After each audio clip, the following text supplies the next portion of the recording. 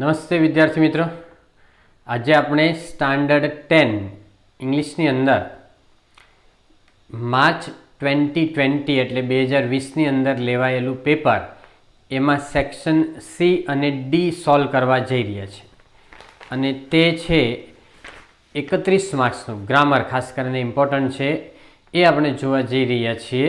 અને જો થોડો ધ્યાન આપો તો તમે સારી રીતે માર્ક્સની અંદર ઉમેરો થઈ શકે એમ છે. પ્લસ બીજો એક મેં વિડીયો મૂકેલો છે કે આખું પેપર કેવી રીતે લખવું, એ વિડીયો જો તમે જોઈ લીધો તો બધા જ વિદ્યાર્થીઓ 5-10 માર્ક્સનો ઇંગ્લિશની અંદર ઉમેરો 100% કરી શકે. તો એ વિડીયો તમે ખાસ જોઈ લેજો. અત્યારે આપણે સેક્શન સી બોર્ડનું જે પેપર લેવાયું છે એ જ જોઈએ છે. જો match the language functions with the sentences 3 marks છે, સામે મેચિંગ કરવાનું છે. પહેલું 33 ક્વેશ્ચન નંબર છે કે the book which Rakeshbhai has given you is very interesting. પુસ્તક કે જે રાકેશભાઈએ તમને આપ્યું એ ખૂબ જ ઇન્ટરેસ્ટિંગ છે. બુક એટલે વસ્તુ, થઈ વસ્તુ એટલે થિંગ, થિંગ એટલે આવશે શું આવે, ડિસ્ક્રાઇબિંગ થિંગ, બરાબર. ત્યાર પછી 34 છે it is so nice of you એટલે તમે ખરેખર સારી વ્યક્તિ છો, બરાબર. એટલે કોઈની પ્રશંસા કરી, વખાણ કર્યા, શાબાશી આપી, ધન્યવાદ. તો એક્સચેન્જિંગ પ્લેઝન્ટ્રીઝ એને નાઇસિટીઝ પણ કહેવાય. તો ડી આવશે આન્સર, એક્સચેન્જિંગ પ્લેઝન્ટ્રીઝ.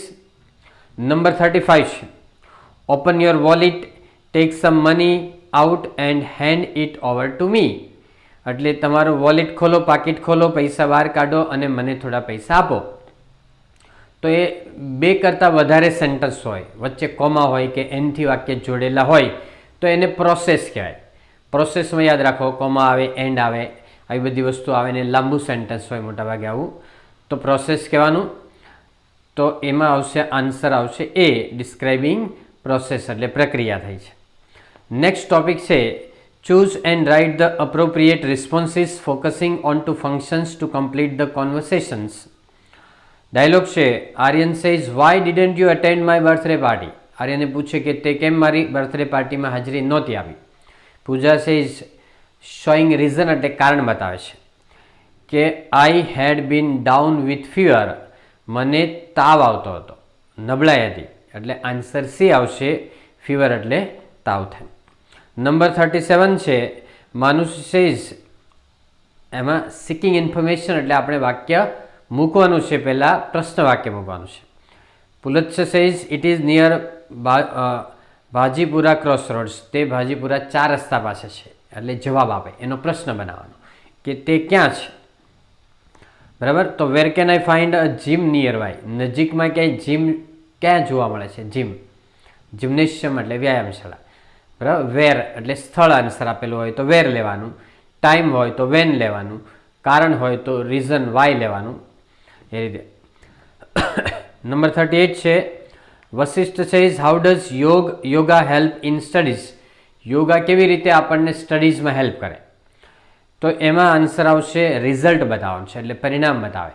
એમાં પરિણામની અંદર સો ધેટ આવે, સો આવે, ધેરફોર આવે, બીકોઝ આવે, એવું આવે. પણ વધારે મિનિંગફુલ વાક્ય કયું છે એ જોજો ખાસ. તો આમાં ડી વધારે નજીકનું છે કે it improves your concentration power therefore you can study વેલ. તે તમારી એકાગ્ર શક્તિ વધારે છે, તેથી તમે સારી રીતે અભ્યાસ કરી શકો છો. એટલે આન્સર આવ્યો ડી. ઓકે, નેક્સ્ટ ક્વેશ્ચન છે complete the sentences using the functions given in the brackets. 39 છે boil some milk on the stove, એટલે સ્ટવ ઉપર થોડું દૂધ ઉકાળો. માનો કે ચા કોફી જે કંઈ બનાવવું હોય એની પ્રોસેસ કરવાની, એટલે પછી તમે આગળ ઉમેરી શકો. અલ્પવિરામ છે ને તો એન્ડ નહીં ઉમેરવાનું. પછી એડ સુગર એટલે ખાંડ ઉમેરો, એન્ડ મિક્સ ટી લીવ્સ અને ચાના પત્તીઓ છે એ થોડી મિક્સ કરી દો, બરાબર. આવું છે. અથવા આટલું કરો તો ચાલે. આગળ લખવું હોય કે boil it for some time, થોડી વાર એને ઉકળવા દો. આવું તમે 1 કે 2 વાક્યો લખશો એટલે ચાલશે, કારણ કે 1 જ માર્કમાં છે. નેક્સ્ટ છે 40માં Khevna received the best orator award. Orator એટલે વક્તા થાય, સ્પીકર થાય. રીઝન એટલે કારણ બતાવવાનું છે. કારણ શું આપણે બતાવી શકીએ કે સારો એવોર્ડ મળ્યો તો સારી રીતે એ બોલી હતી, કારણ કે વક્તા છે. વક્તાનું કામ શું હોય, બોલવાનું. તો આપણે એમ કહીએ કે ખેવના છે એટલે છોકરી છે, તો બીકોઝ શી સ્પોક વેલ. સ્પીકનું ભૂતકાળ સ્પોક કરવાનું, SPOKE. રીઝન એટલે કારણ બતાવવાનું છે એટલે બીકોઝ લઈએ. બીકોઝથી ન બને તો સો ધેરફોરમાં પણ બનાવાય, પણ આ બીકોઝથી બની જાય છે એટલે બીકોઝ લેવાનું. નંબર 41 છે કે મનુ વિલ ડેશ શોઈંગ ઓલ્ટરનેટિવ્સ, એટલે કે મનુ છે એ શું કરશે એ ઓલ્ટરનેટિવ્સમાં બનાવો. માનો કેમ કે Manu will take T or coffee, એટલે ચા અથવા કોફી લેશે. આઈધર ટી ઓર કોફી કરો તો એ ચાલે. બીજી રીતે એમ થાય કે Manu will play cricket or football, will play cricket or football. તો આવું કોઈ પણ બેમાંથી એકની પસંદગી દર્શાવવાની છે. અહીંયા તમે સિમ્પલ લઈ લો કે Manu will take T or coffee તો એ ચાલશે, પણ કોફીનો સ્પેલિંગ હોય તો COFFE કરવાનો. કોફીનો ન આવડે તો મિલ્ક કરી દેવાનું, જેનું સ્પેલિંગ આવડે ને એ લઈ શકાય ચાના ઓપ્શનમાં, એવું બનાવી દેવાનું. નેક્સ્ટ ટોપિક છે complete the paragraph filling in the blanks with appropriate words from the brackets. પહેલાં ઉપરના શબ્દો સમજી લો. અપેથી એટલે ચિંતા થાય, વરી જેવો મિનિંગ છે. અપ્રોચિંગ એટલે નજીક આવવું થાય. અપ્રોચ એટલે કન્સલ્ટ કરવો પણ થાય, પણ અહીંયા નજીક આવવું. અને પરસ્પાયરિંગ એટલે પરસેવો વળવો એમ થાય. Though it's winter now, many of you might be perspiring thinking about the exams approaching in March. ચેપ્ટરનું જ વાક્ય છે કે જોકે અત્યારે શિયાળો છે છતાં પણ ઘણા બધા લોકો માર્ચમાં જે નજીક પરીક્ષા આવી રહી છે એનો વિચાર કરીને પરસેવો વળી રહી છે.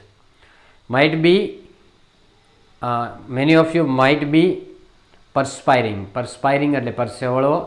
About the exams approaching in March, માર્ચમાં આવી રહી છે, નજીક આવી રહી છે એટલે approaching in March. Unanswered questions of the students એટલે વિદ્યાર્થીના કેટલાક પ્રશ્નોના જવાબ ન મળ્યા હોય એ.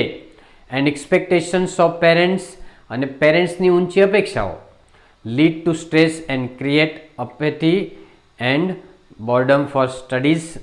ઘણીવાર વિદ્યાર્થીઓને ચિંતામાં મૂકી દે છે અને એને અભ્યાસની અંદર બોર્ડમ એટલે કંટાળો પણ આવે, બરાબર, નીરસ બની જાય અભ્યાસ એના માટે એવું બને, કારણ કે પેરેન્ટ્સની અપેક્ષા વધારે હોય અને જોઈએ એવી તૈયારી ન થઈ હોય તો. પણ જો તમે તૈયારી સારી કરશો તો કોઈ ટેન્શન આવવાની સંભાવના નથી. ઓકે, નેક્સ્ટ ક્વેશ્ચન છે find and write the word having the nearest meaning. 43માં છે વેકેન્ટ એટલે ખાલી કરવું. ખાલી કરવું એટલે એમ્પ્ટી થાય. વેકેન્ટ એટલે ખાલી, ઉપરથી એમ્પ્ટી બી આન્સર. ક્લાસ્પ એટલે પકડવું. હોલ્ડ ટાઇટલી મજબૂત રીતે પકડવું. પછી સિવર એટલે ધ્રુજવું. ધ્રુજવુંમાં ડી આન્સર આવે છે. ટ્રેમલ એટલે ધ્રુજવું, ટ્રેમલ, એમાં બી સાયલેન્ટ રહે, ટ્રેમલ. ક્રમ, બોમ, બરાબર, કોમ, એ બધામાં એમની પાછળ બી આવે એ સાયલેન્ટ, એમની પાછળ બી આવે એ સાયલેન્ટ એટલે ઉચ્ચાર ન થાય. નંબર સેક્શન ડી આવ્યા છે હવે. Turn the following dialogue into indirect speech. પહેલાં હું ડાયલોગ સમજાવું છું, પછી તમને આન્સર કરાવું છું. પહેલાં આપેલો ડાયલોગ સમજે છે ડાયરેક્ટ સ્પીચનો. Kirti says what is your ambition એટલે તારી મહત્વાકાંક્ષા શું છે. જાનવી સેઝ નથિંગ બિગ એટલે બહુ મોટી નથી. I want to become a great teacher એટલે હું એક મહાન ટીચર બનવા માંગુ છું. Kirti says how noble your ambition is તારું મહત્વાકાંક્ષા કેવી ઉમદા છે. નોબલ એટલે ઉમદા છે.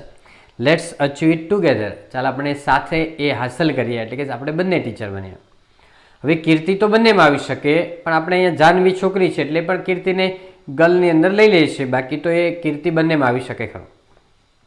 કીર્તિ ક્વેશ્ચન માર્ક એટલે પ્રશ્ન પૂછે છે જો, એટલે Kirti ask Janvi what her ambition was પાછળ લઈ જવાનું છે, કારણ કે પ્રશ્નનું વિધાન બનાવવાનું છે. એટલે વિધાન બને ને તો કરતા આગળ આવી જાય અને ક્રિયાપદ પાછળ જતું રહે. તો Kirti ask Janvi what her ambition was. Janvi replied that પ્રશ્નનો જવાબ આપે છે, એટલે Janvi replied that her ambition was nothing big. આખો આન્સર આપવાનો, એમાં શોર્ટ છે પણ આપણે આખો આન્સર ક્વેશ્ચનમાંથી બનાવવાનો છે.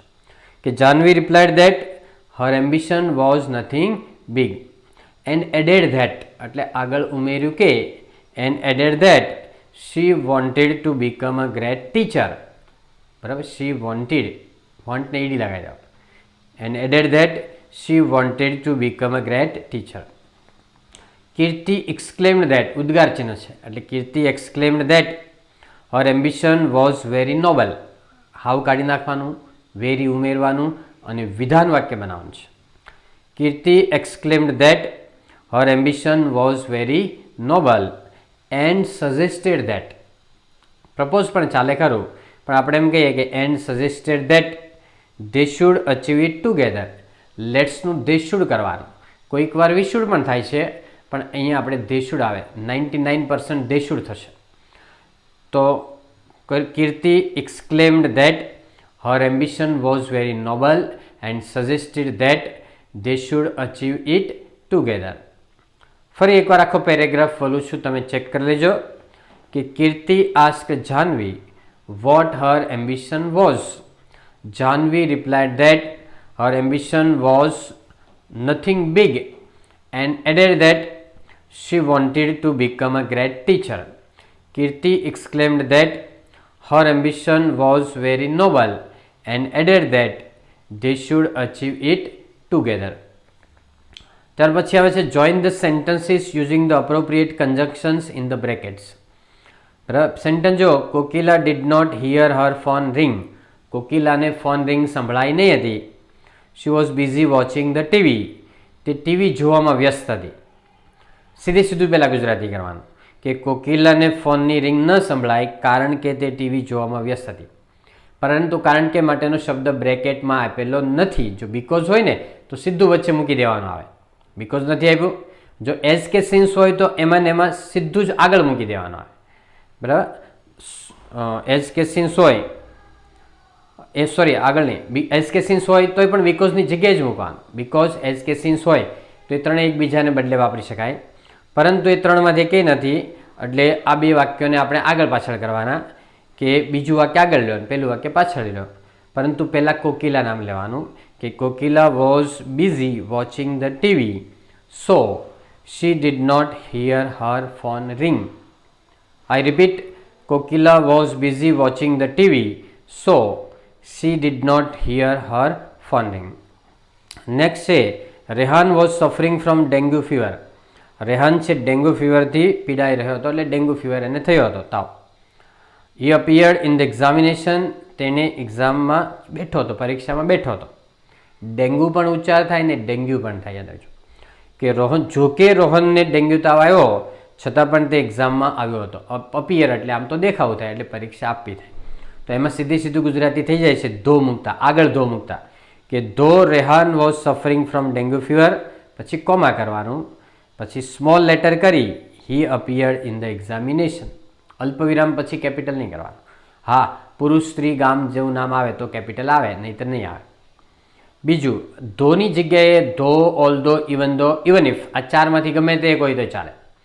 બીજું કે ધો ન આપેલું હોય તો વચ્ચે આના જ વાક્યમાં વચ્ચે બટ, યેટ કે સ્ટીલ, આ ત્રણમાંથી એક આપ્યું હોય તો વચ્ચે મૂકવાનું. આ રીતે બનાવજો. Rehan was suffering from dengue fever but he appeared in the examination. જો બટ આપ્યું હોય તો આ રીતે બનાવવાનું છે.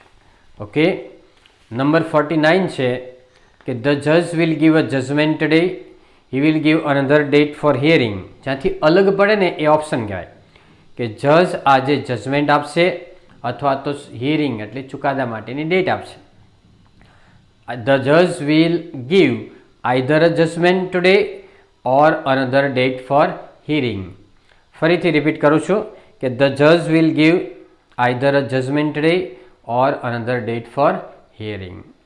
નેક્સ્ટ ટોપિક છે જો rewrite the paragraph correcting the underline words.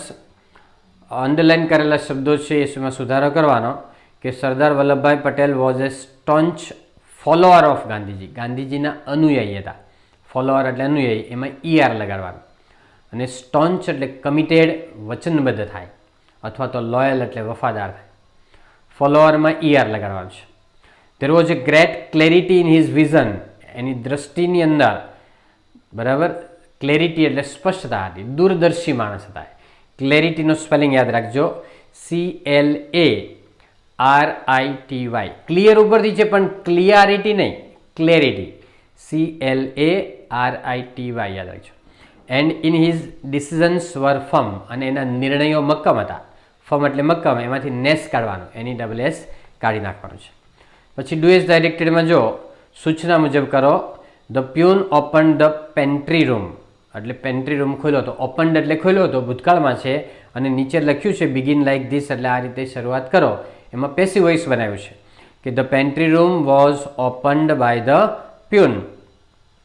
પછી સેકન્ડ સેન્ટેન્સ છે he had already brought pouches of milk from the parlour. Had અને બ્રોટ નીચે અંડરલાઈન કરવાની. શું લેવો હતો? તો પાઉચીસ ઓફ મિલ્ક આટલું જ લેવાનું, પછી જોડી દેવાનું. Pouches of milk had already been brought by him from the parlour. Have has કે હેડ હોય તો બીન મૂકવાનું, V3ની પહેલાં મૂકવાનું છે. રિપીટ કરું છું કે pouches of milk had already been brought by him from the parlour છેલ્લે જોડી દેવાનું છે. He tore them one by one and poured the milk in a pot. Tore એટલે ફાડી નાખવું, તોડવું. ટેર, ટોર અને ટોર્ન. ટીયરનો જે સ્પેલિંગ છે ને TEAR, ટીયર એટલે આ શું, એને તમે ટોર બોલો ને ટેર તો ફાડવું થાય, ટેર બોલો તો સ્પેલિંગ સેમ જ છે. તો હી ટોર ધેમ આટલાનું બનાવવાનું, બાકીનું જોડી દેવાનું. ધેમનું ધે કરવાનું. They were torn by him one by one and poured the milk in a pot. ફરીથી they were torn by him one by one and poured the milk in a pot. ટોર્નનો spelling TORN આવશે. પછી 52 છે, do as directed છે કે there was a handsome prince in that Kingdom. Handsome બોલે, ડીનો બોલે. He became the king after death of his father. He loved to ride on his favorite horse every day. તો change કરવાનું છે. જો નીચે આપેલું છે કે there was a beautiful princess. Handsome પુરુષ માટે વપરાય અને છોકરી માટે બ્યુટીફુલ વપરાય. પ્રિન્સ એટલે રાજકુમાર થાય, પ્રિન્સેસ એટલે રાજકુમારી, એટલે જાતિ ચેન્જ કરવાની છે, જેન્ડર ચેન્જ કરો. પછી સેકન્ડ સેન્ટેન્સ છે હી બીકેમ અ કિંગ. એનું શું કરવાનું? શી બીકેમ અ ક્વીન કરવાનું. હીની જગ્યાએ શી કરવાનું, કિંગની જગ્યાએ ક્વીન. QUEEN, ક્વીન એટલે રાણી. After the death of her mother. હિઝની જગ્યાએ હર કરવાનું, ફાધરની જગ્યાએ મધર કરવાનું. પછી he loved to ride on his favourite horse છે ને એનું શું કરવાનું? જો હીની જગ્યાએ શી કરવાનું? She loved to ride on her favourite mare every day. હીની જગ્યાએ શી, હિઝની જગ્યાએ હર અને હોર્સની જગ્યાએ મેર એટલે ઘોડી થાય MARE. પછી select the questions to get the underline words. પ્રશ્ન શોધવાનો છે. Spandan is happy as he has won the body building championship. Happy નીચે અંડરલાઇન કરવાની, હેપી. તો સ્પંદન ખુશ છે કારણ કે તે બોડી બિલ્ડિંગ ચેમ્પિયનશિપ એ જીત્યો છે. તો સ્પંદનને કેવી લાગણી થાય છે એવું પૂછવાનું કે how does Spandan feel on winning the championship, એટલે બી આન્સર આ. Neelam has been working as a teacher since 2013. તો સિન્સ નીચે અંડરલાઇન છે. 2017થી એ ટીચર તરીકે કામ કરે છે. તો ક્યારથી ટીચર તરીકે કામ કરે છે એમ પૂછવું હોય તો since when has Neelam been working as a teacher કરવાનું, સિન્સ વેન. નંબર 55 છે Sameer sings very melodiously from his childhood. એટલે સમીર છે બાળપણથી જ ખૂબ સુંદર રીતે ગીતો ગાય છે. તો આપણે એમ કરવાનું, સમીર નીચે અંડરલાઇન કરવાનો કે who sings very melodiously from his childhood. બાળપણથી જ કોણ સુંદર ગીતો ગાય છે. Okay friends, so happy learning, happy sharing. Thank you very much.